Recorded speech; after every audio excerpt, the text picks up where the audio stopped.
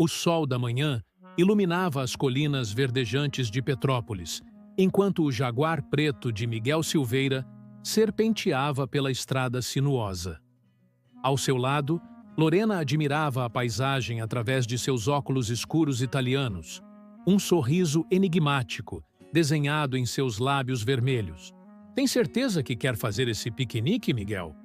Você nunca foi muito fã dessas aventuras ao ar livre, comentou ela, ajustando o lenço de seda no pescoço.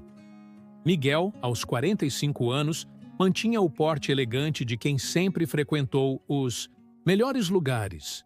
O cabelo grisalho nas têmporas conferia-lhe um ar de distinção que combinava com seu império empresarial de tecnologia, avaliado em bilhões. Foi você quem insistiu por meses para que tirássemos um tempo só nosso, longe de reuniões e compromissos.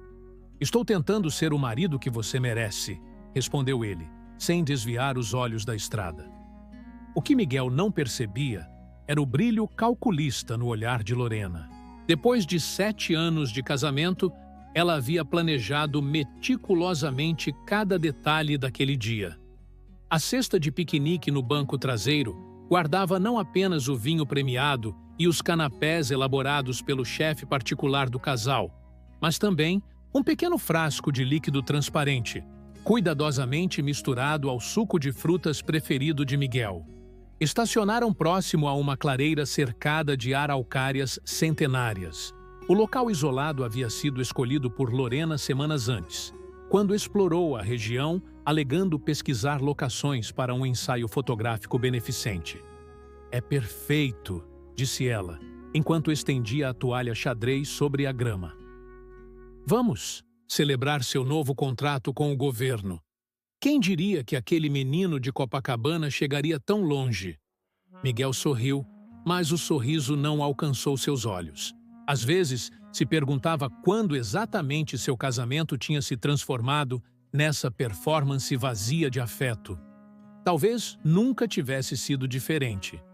Enquanto observava Lorena arrumar meticulosamente os pratos e taças, lembrou-se de como se conheceram, naquele evento de caridade, há 8 anos. Ela, uma relações públicas deslumbrante. Ele, um empresário sedento por algo além do sucesso profissional. Um brinde aos novos começos, propôs Lorena, estendendo-lhe o copo de suco.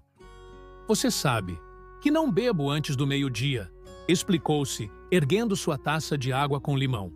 Miguel aceitou o copo e bebeu um gole generoso. O sabor estava ligeiramente amargo, mas ele atribuiu ao mix de frutas exóticas que Lorena sempre preferia. Está gostoso? Perguntou ela, com um interesse incomum. Diferente, respondeu ele, tomando mais um gole. Começaram a conversar sobre planos futuros, mas logo Miguel sentiu um calor estranho subindo pelo pescoço. Sua visão embaçou levemente e uma tontura o fez apoiar-se no cotovelo. Não estou me sentindo bem, murmurou, a voz já arrastada. Deve ser o cansaço, meu bem.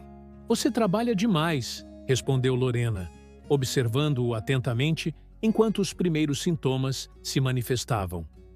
Miguel tentou se levantar, mas suas pernas falharam. Um suor frio cobriu sua testa, enquanto o mundo ao seu redor começava a girar, violentamente. Lorena, acho que preciso de um médico, conseguiu dizer antes que sua língua parecesse inchar dentro da boca. Shh, ela sussurrou, aproximando-se. Não se preocupe, logo tudo acabará. Foi Ana quem o encontrou primeiro. Naquela tarde, enquanto colhia ervas medicinais para sua mãe nas encostas da serra, a jovem de 28 anos avistou o corpo caído entre as samambaias altas.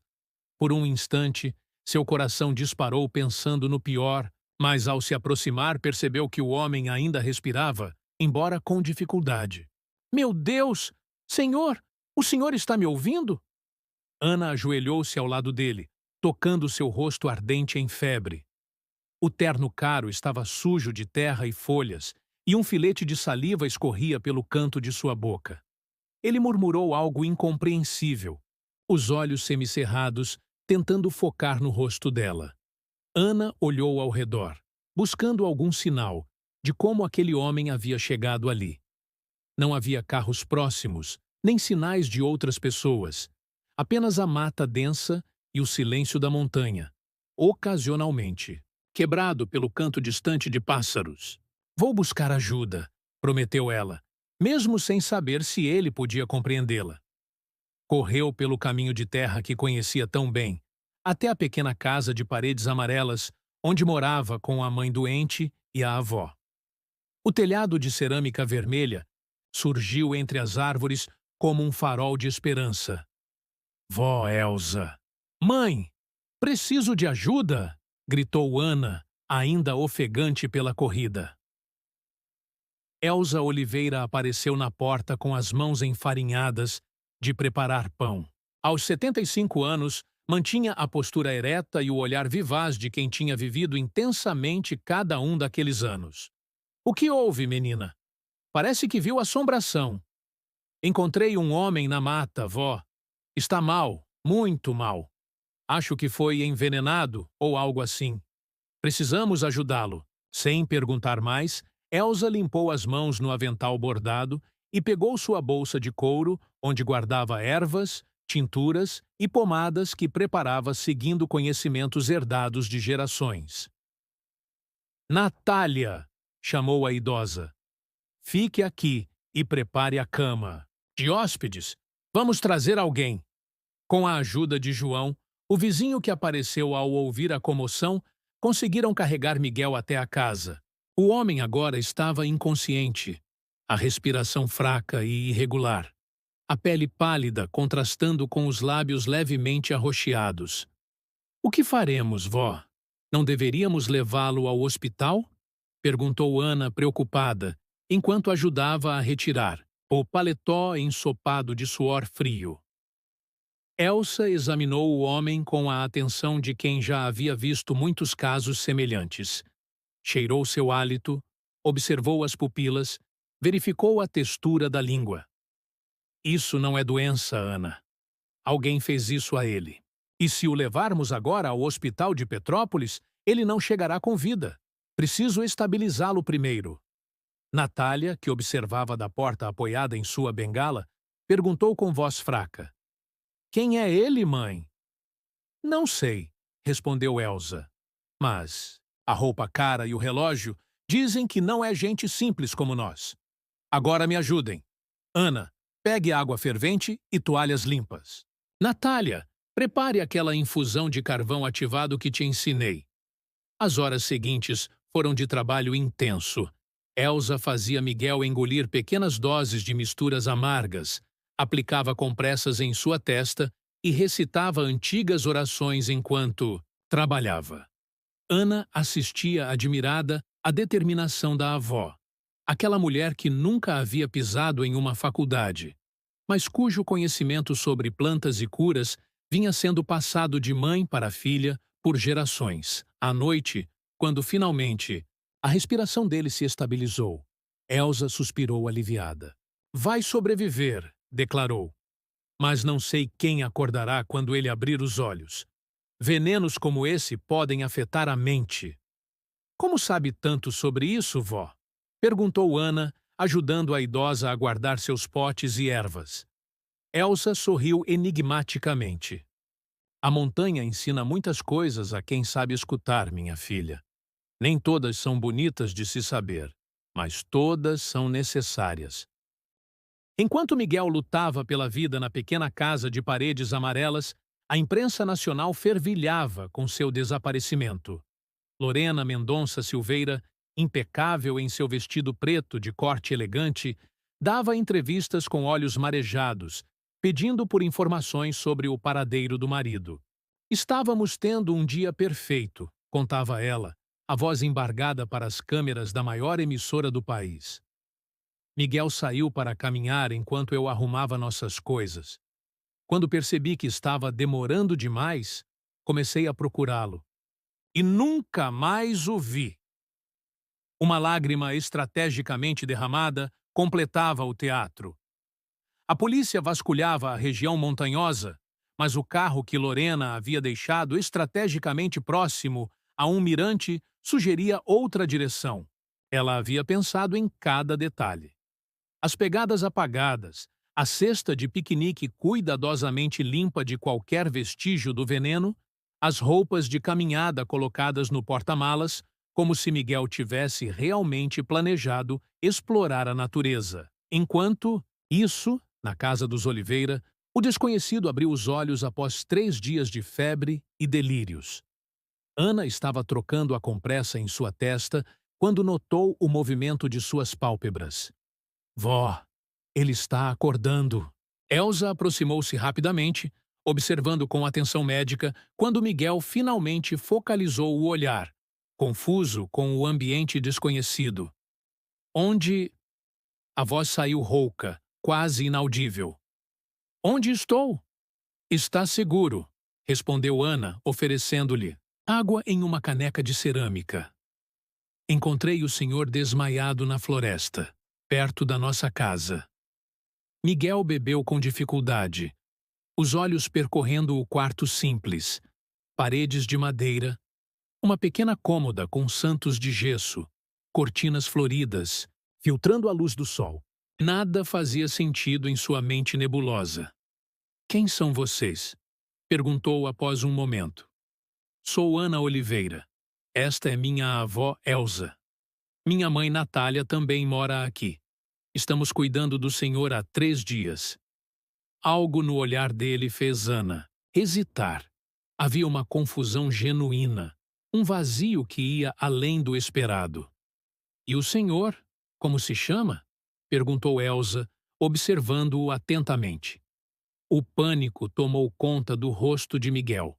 Suas mãos apertaram o lençol, enquanto ele vasculhava a própria mente, buscando desesperadamente por uma resposta que não encontrava. Eu não sei, respondeu finalmente, o terror evidente em sua voz. Não consigo lembrar. Por que não consigo lembrar quem sou? Elsa e Ana trocaram olhares preocupados.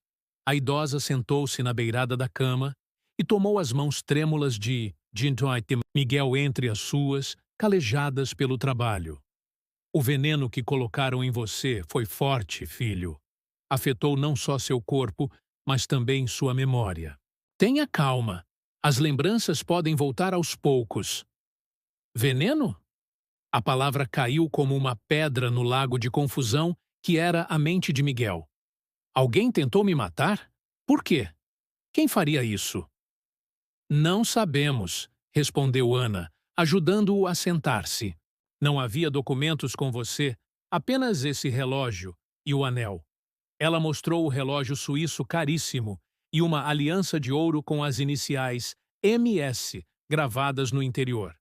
Miguel examinou os objetos como se pertencessem a um estranho. Na televisão, antiga da sala, o noticiário mostrava Lorena anunciando uma recompensa milionária por informações sobre o marido desaparecido. Natália, que assistia à reportagem de sua poltrona, chamou a filha com urgência na voz. Ana, venha ver isso. Jovem pediu licença e foi até a sala, deixando Elsa com Miguel. Quando viu a imagem na tela, seu coração acelerou. Mãe, esse homem na foto? É ele! É o homem que estamos cuidando. As duas olharam incrédulas para a imagem de Miguel Silveira, o rosto sorridente ao lado da esposa, em algum evento de gala. O apresentador narrava detalhes da vida do empresário desaparecido, seu império tecnológico, as ações beneficentes e o casamento aparentemente perfeito com a socialite Lorena. Precisamos avisar as autoridades, disse Natália, apontando para a televisão, onde o rosto de Miguel aparecia ao lado de manchetes sensacionalistas. Espere.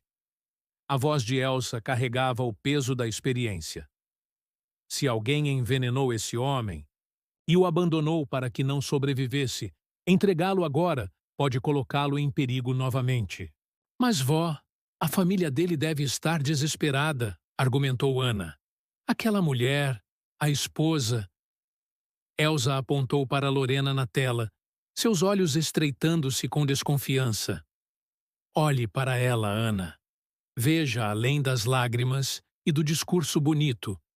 Ana observou com mais atenção. Havia algo nos gestos estudados de Lorena, na maneira como ela mantinha o controle mesmo em suposto desespero. Um arrepio percorreu sua espinha. Acha que foi ela? Não sei, respondeu Elsa.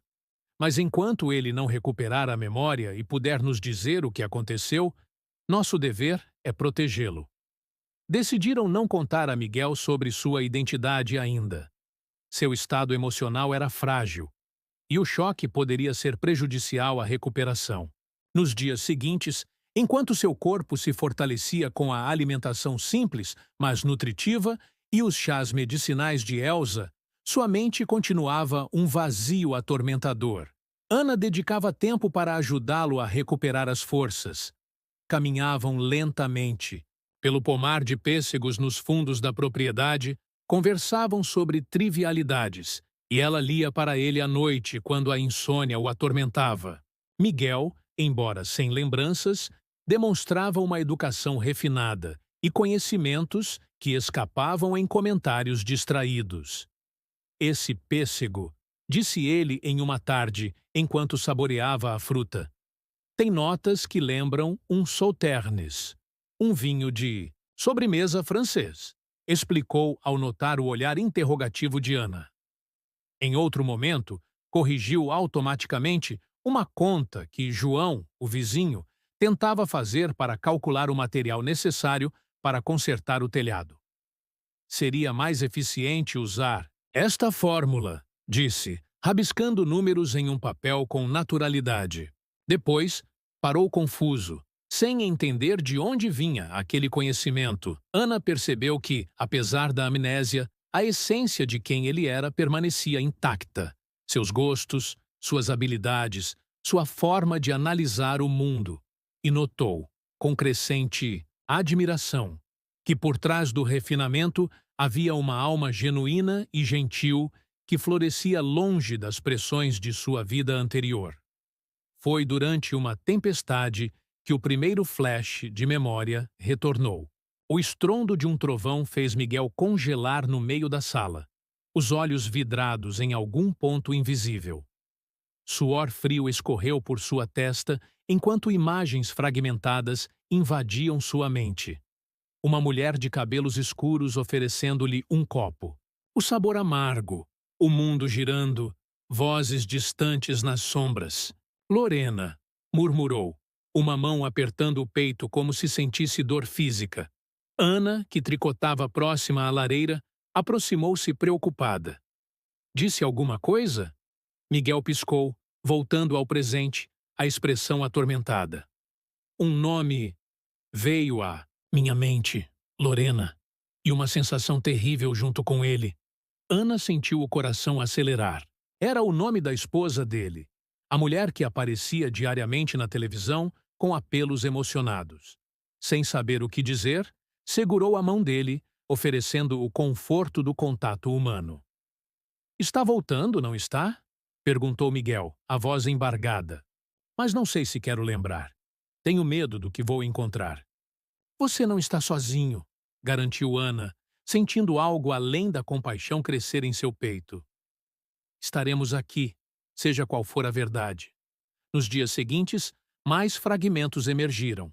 Um escritório de vidro no alto de um prédio, reuniões tensas, um casamento celebrado com champanhe e sorrisos para fotógrafos, noites solitárias em mansões vazias e sempre, recorrente como um pesadelo, a imagem de Lorena sorrindo enquanto ele caía na escuridão. Miguel começou a desenhar compulsivamente, tentando organizar os flashes de memória. Ana conseguiu papel e lápis, observando com crescente preocupação os esboços que revelavam uma vida de luxo vazio e relacionamentos superficiais. Era isso que eu era? Perguntou ele em uma noite, olhando para os desenhos espalhados. Um homem cercado de coisas, mas sozinho? Os desenhos mostram o que você tinha, respondeu Ana com sabedoria, além de seus anos. Não necessariamente quem você era.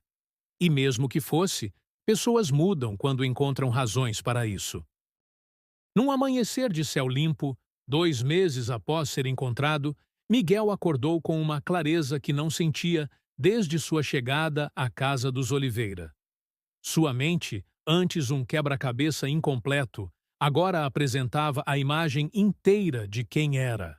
Miguel Silveira, 45 anos, fundador da maior empresa de segurança digital do país, proprietário de imóveis em 3 continentes e marido de Lorena Mendonça Silveira, a mulher que havia planejado sua eliminação. Sentou-se na varanda com uma xícara do café forte que Elsa preparava, observando Ana alimentar as galinhas no quintal.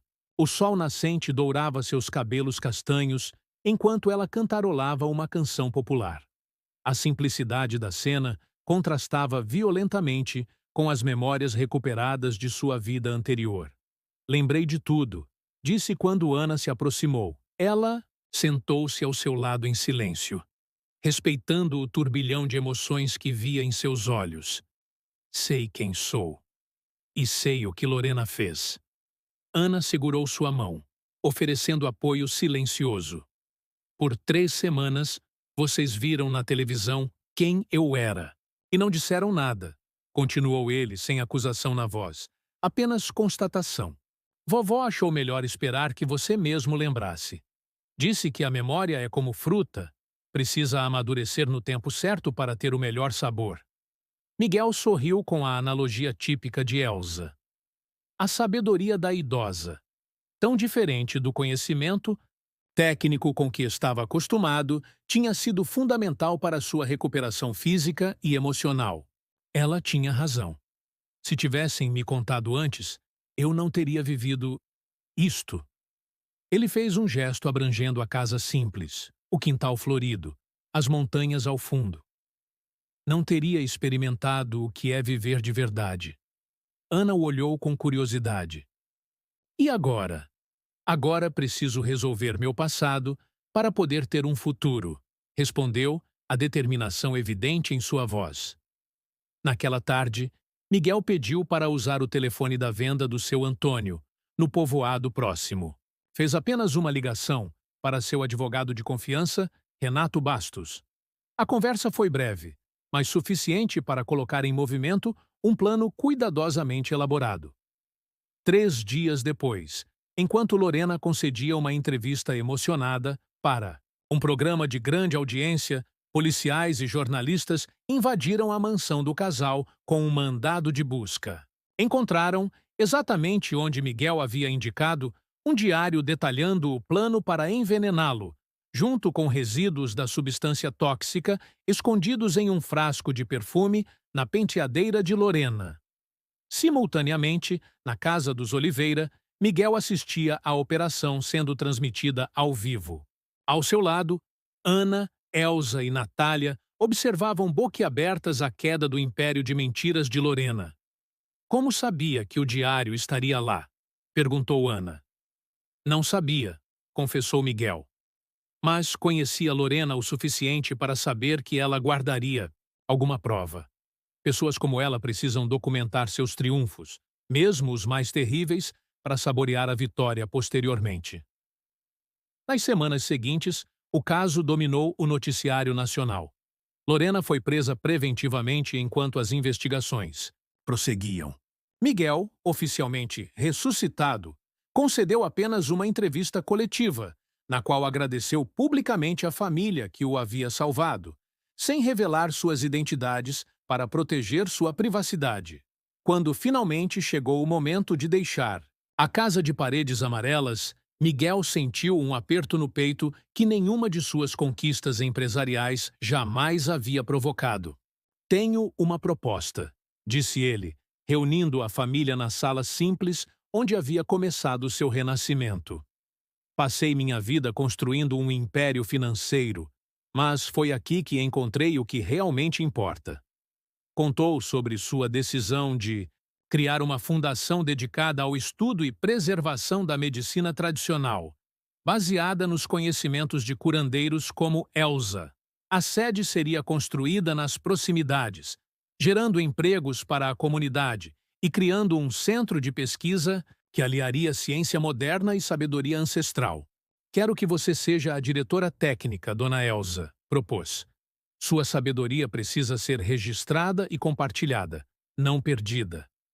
A idosa sorriu, os olhos marejados. Só aceito se a Ana for sua assistente. Essa menina já sabe quase tudo que posso ensinar. Miguel olhou para Ana, o coração acelerado por razões que ia além da proposta profissional. Entre eles, havia crescido algo que nenhum dos dois ainda havia nomeado.